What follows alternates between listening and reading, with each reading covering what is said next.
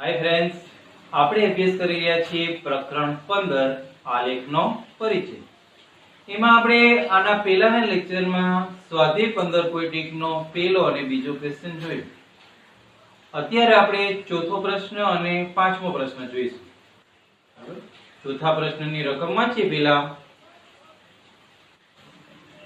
નીચે આપેલા આલેખમાં કોઈ એક સપ્તાહના દરેક દિવસ માટે પૂર્વાનુમાન કરેલ તાપમાન અને વાસ્તવિક તાપમાન દર્શાવેલ છે. હવે આ દ્વિઆલેખ છે. એક જ આલેખની અંદર બે આલેખ દોરવામાં આવેલા છે. એક આલેખ કયો છે તો કે પૂર્વાનુમાન કરેલ આલેખ. બીજો આલેખ કયો છે તો કે વાસ્તવિક આલેખ. પૂર્વાનુમાન એટલે શું તો કે આગાહી કરેલ તાપમાનનો આલેખ છે અને બીજો જે આલેખ છે એ ખરેખર આગાહી કરે છે અને એ જ તાપમાન બતાવે છે કે નથી બતાવતું એ દર્શાવતો આલેખ છે એ વાસ્તવિક તાપમાન. ઓકે, જે પૂર્વાનુમાન આલેખ છે એ આપણે ડોટ ડોટ લાઈન થી દર્શાવેલ છે અને જે વાસ્તવિક આલેખ છે એ આપણે સીધી લીટીથી દર્શાવેલ છે. ઓકે, તો હવે આપણે આલેખ પહેલા સમજીએ. સોમવારે પૂર્વાનુમાન કરેલ તાપમાન કેટલું હતું તો કે 15 અંશ સેલ્સિયસ. જ્યારે વાસ્તવિક કેટલું હતું તો કે 17.5. આગાહી કઈ રીતે એના કરતા વાસ્તવિક થોડું વધારે હતું, 17.5 હતું. મંગળવારે તો કે પૂર્વાનુમાન કરેલ અને વાસ્તવિક બેય સરખા થયા. પૂર્વાનુમાન એ 20 અંશ સેલ્સિયસ હતું અને વાસ્તવિક પણ 20 અંશ સેલ્સિયસ છે. બુધવારે પૂર્વાનુમાન કરેલું તાપમાન છે 25 અંશ સેલ્સિયસ, જ્યારે વાસ્તવિક છે એ 30 અંશ સેલ્સિયસ થાય છે. એમના પછી ગુરુવારે પૂર્વાનુમાન કરેલ તાપમાન પૂર્વાનુમાન કરેલ છે 22.5 અને વાસ્તવિક હતું 15.5.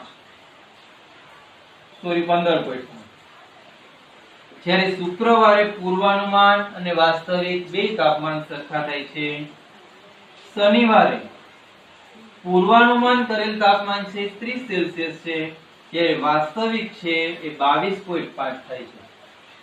ઓકે, જ્યારે રવિવારે પૂર્વાનુમાન કરેલ તાપમાન પણ સરખું છે, વાસ્તવિક તાપમાન પણ સરખું છે.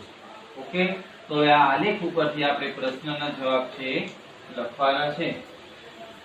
પહેલો પ્રશ્ન, કયા દિવસે પૂર્વાનુમાન કરેલ તાપમાન અને વાસ્તવિક તાપમાન સમાન હતા? કયા દિવસે પૂર્વાનુમાન અને વાસ્તવિક બે તાપમાન સમાન રહ્યા છે? તો જો અહીંયા બે આલેખ ભેગા થતા હોય એ આપણો જવાબ હશે. મંગળવારે બે આલેખ ભેગા થાય છે, શુક્રવારે આલેખ બે ભેગા થાય છે, રવિવારે છે પણ ભેગા થાય છે. તો મંગળવાર, શુક્રવાર અને રવિવાર આ ત્રણ વારે પૂર્વાનુમાન અને વાસ્તવિક બે તાપમાન સમાન રહે છે. તો આપણો જવાબ આવશે મંગળ, શુક્ર અને રવિ. મંગળ, શુક્ર અને રવિ. ઓકે, આગળ સપ્તાહ દરમિયાન પૂર્વાનુમાન કરેલ મહત્તમ તાપમાન કેટલું હતું? આખા સપ્તાહ દરમિયાન પૂર્વાનુમાન કરેલ મહત્તમ તાપમાન કેટલું હતું? તો જોઈએ આપણે. પૂર્વાનુમાન એટલે ડોટ ડોટ વાળી લાઈન છે. તો મહત્તમ તાપમાન જોઈએ કેટલું છે? 35 અંશ સેલ્સિયસ છે રવિવારે. ઓકે, તો આપણો જવાબ શું આવશે? મહત્તમ તાપમાન કહેવાનું છે, કયો વાર છે એવું નથી કીધું, તો આપણે ખાલી તાપમાન લખશું 35 અંશ સેલ્સિયસ. ઓકે, આગળ સી, સપ્તાહ દરમિયાન લઘુત્તમ વાસ્તવિક તાપમાન કયું હતું? આખા સપ્તાહ દરમિયાન લઘુત્તમ વાસ્તવિક તાપમાન કયું હતું? લઘુત્તમ એટલે ઓછામાં ઓછું અને વાસ્તવિક છે અહીંયા પૂર્વાનુમાન હતું, અહીંયા વાસ્તવિક છે. ઓકે, તો સૌથી ઓછામાં ઓછું વાસ્તવિક તાપમાન જોઈએ કયું છે? 17.5 છે, આ 20.5, પછી 30 અને આ છે 15. 15 તાપમાન છે, 15 સેલ્સિયસ. ઓકે, તો આપણો જવાબ આવશે 15 અંશ સેલ્સિયસ. ઓકે, હવે છેલ્લો પ્રશ્ન, કયા દિવસે વાસ્તવિક અને પૂર્વાનુમાન કરેલ તાપમાન વચ્ચેનો તફાવત સૌથી વધુ હતો? હવે તમારે એ કહેવાનું છે કે કયા દિવસે પૂર્વાનુમાન અને વાસ્તવિક એ બે તાપમાન વચ્ચે તફાવત છે મહત્તમ કયા દિવસે હતો? મહત્તમ કીધું છે ને, સૌથી વધારે એટલે મહત્તમ, બરોબર છે? તો જોઈએ, સોમવારે પૂર્વાનુમાન 15, વાસ્તવિક 17.5, તો તફાવત કેટલો થયો? 2.5. મંગળવારે તો બે સરખા હતા, તફાવત 0.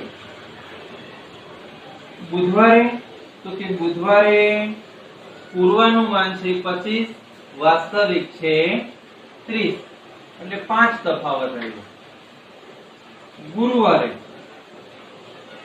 ગુરુવારે પૂર્વાનુમાન કરેલ તાપમાન છે 15 છે, સોરી પૂર્વાનુમાન છે 22.5 છે અને વાસ્તવિક છે 15 છે. 22.5 માંથી 15 જાય તો 7.5, બરોબર? શુક્રવારે બે તાપમાન સરખા છે એટલે તફાવત એનો 0. શનિવારે તો કે પૂર્વાનુમાન કરેલ તાપમાન 30 અને વાસ્તવિક છે 25 છે એટલે 5 આવશે તફાવત. અને જ્યારે રવિવારે પણ તફાવત છે એ 0 આવે. જો કયા દિવસે સૌથી વધારે છે, કયા દિવસે વાસ્તવિક અને પૂર્વાનુમાન કરેલ તાપમાન વચ્ચેનો તફાવત સૌથી વધુ છે.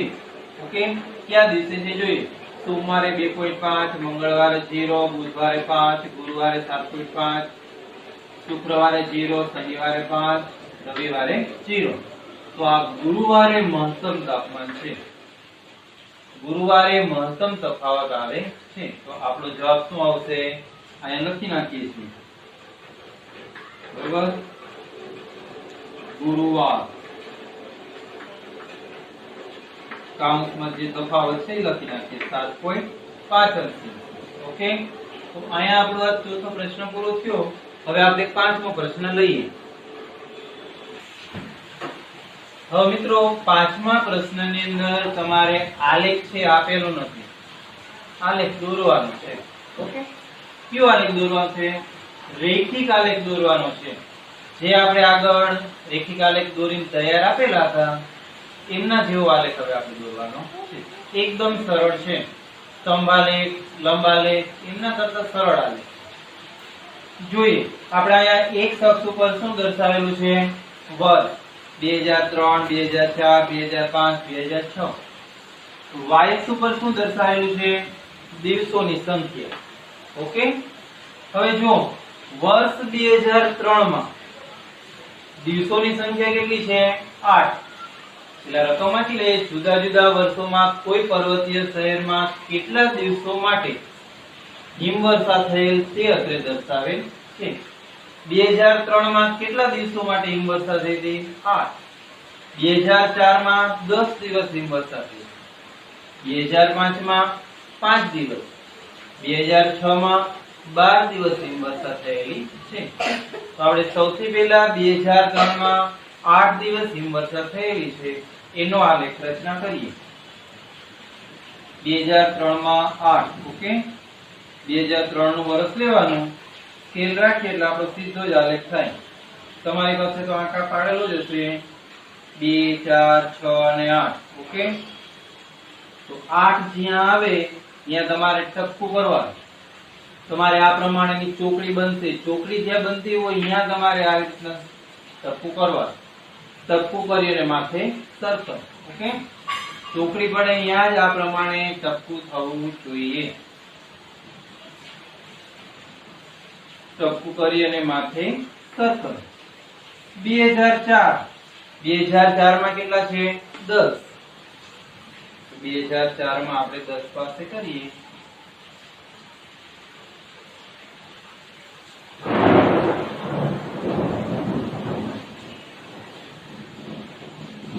ચાલો 2004 માં 10, પછી 2005 માં કેટલા છે 5, તો 2005 માં આપણે 5, 4 અને 6 ની વચમાં 5 આવશે.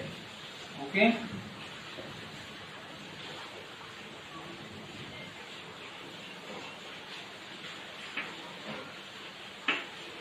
પછી આવે છે 2006. 2006 માં કેટલા છે 12 દિવસ. 2006 માં આપણે 12 દિવસ પાસે આલેખન કરીએ.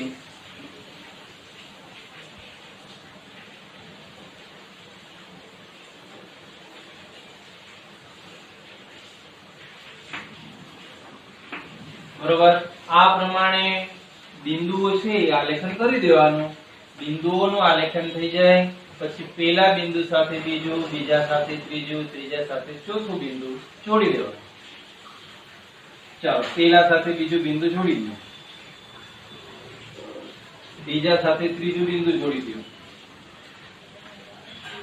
અને ત્રીજા સાથે ચોથું બિંદુ. ઓકે, તો આ તમારો રૈખિક આલેખ છે એ તૈયાર થયો. આ પ્રમાણે રૈખિક આલેખની રચના થાય. આ આપણે 5મા પ્રશ્નનો એ જોયું. હવે એના જ જેવો પાછું બી છે, પણ એમાં દ્વિરેખીય આલેખ છે. વર્ષ છે અહીંયા 1 આપેલું છે, અહીંયા 2 આપેલા છે, તો એ પ્રમાણે દ્વિઆલેખ દોરશું આપણે. ઓકે, હવે મિત્રો 5મા પ્રશ્નનો બી નો પ્રશ્ન આપણે વાંચીએ. એક ગામની અંદર જુદા જુદા વર્ષમાં પુરુષ અને સ્ત્રીની વસ્તી 1000 માં આપેલી છે. આમ છે, વર્ષ 2003 ની અંદર પુરુષ હતા 12000 અને સ્ત્રીઓ હતી 11.3, એટલે કે 11300 વચાઈને. વર્ષ 2004 માં પુરુષો 12.5000 અને સ્ત્રી છે એ 11.9. ઓકે,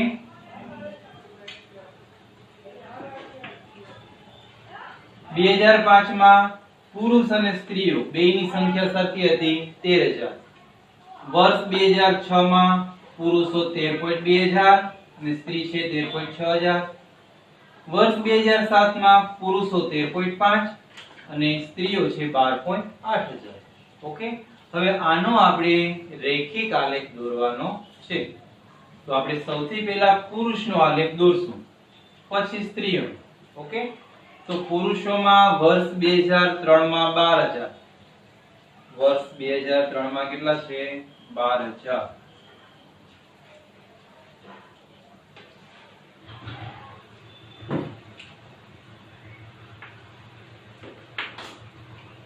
ઓકે, પછી સ્ત્રીઓ પુરુષો 2004 માં છે 12.5.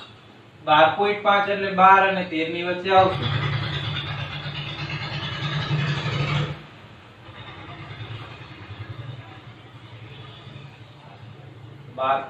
એટલે 12 અને 13 ની વચ્ચે. એના પછી વર્ષ 2005 એમાં છે 13.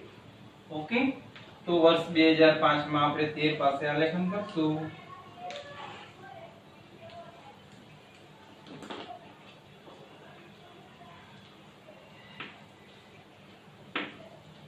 પછી આવશે વર્ષ 2006 એમાં 13.2. તો તમારે મિત્રો નાના નાના ખાના 5 હશે, એમાં જે પેલું ખાનું આવે ને એ 13.2 નું લેવાનું. ઓકે, તો 2006 માં 13.2 સેજ જ ઉપર આવશે.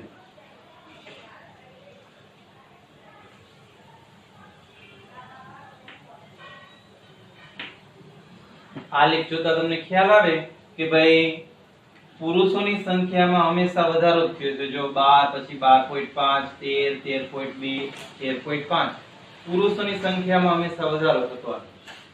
પછી છે 2007 એમાં છે 13.5 એટલે 13 અને 14 ની વચ્ચે આવશે.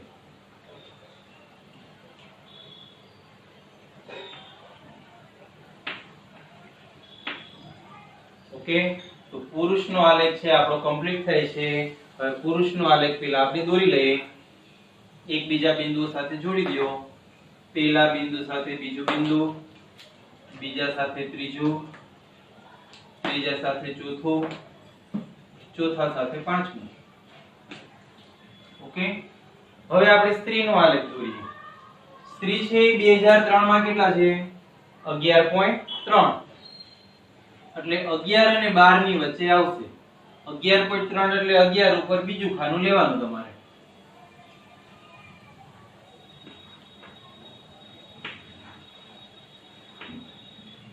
પછી 2004 માં 12.5 સોરી 11.9 એટલે 12 ની સેજ નીચે. 12 ની સેજ આપણે નીચે લખશું. 12.5 છે તો આ 12 છે. થઈ ગયું. વર્ષ 2005 માં પુરુષ અને સ્ત્રી બેયની સંખ્યા સરખી હતી એટલે એ ટપકું તો આપણું અહીંયા જ આવશે. પછી વર્ષ 2006 એમાં છે 13.6. વર્ષ 2006 ની અંદર 13.6. ઓકે. પછી આગળ વર્ષ 2007 માં 12.8. 12.8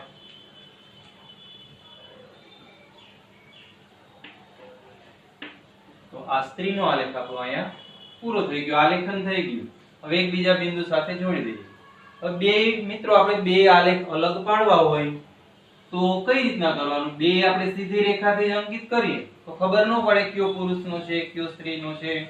તો એ આલેખ જુદા પાડવા માટે આપણે તમારે પણ આલેખ પેપરની ઉપર આવી રીતના કોર્નર ઉપર લખી નાખવાનું. પુરુષ એનો આલેખ કેવો છે? તો કે સીધી રેખાથી. સ્ત્રીનો આલેખ કેવો દોરશું? તો કે આપણે આ પ્રમાણે ડોટ ડોટ વાળી લાઈન થી દોરશું. ઓકે. તો આપણે આ બધા બિંદુ જોડી દઈએ.